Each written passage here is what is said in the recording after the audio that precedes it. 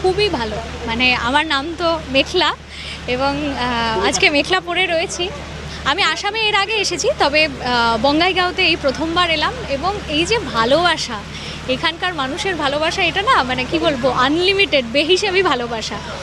এত বৃষ্টি, আমার প্রথম কথা কোনো আইডিয়া ছিল না এরকম বৃষ্টির মধ্যে অনুষ্ঠান হতে পারে। আজকে যেরকম বৃষ্টি হচ্ছিল আমি ভেবেছিলাম যে হয়তো হবে না, কারণ আমাদের ওখানে এরকম বৃষ্টিতে ভেস্তে যায়।